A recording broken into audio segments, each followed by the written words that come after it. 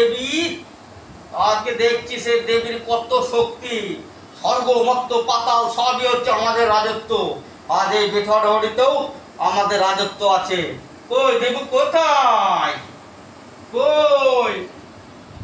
নমস্কার বন্ধুরা, দেখতে থাকুন মহিষাসুর মর্দিনী মহালয়ার পূর্ণ লগ্নে আপনাদের সকলকে শুভেচ্ছা ও অভিনন্দন জানাই। দেখতে থাকুন আমাদের মহিষাসুর মর্দিনী।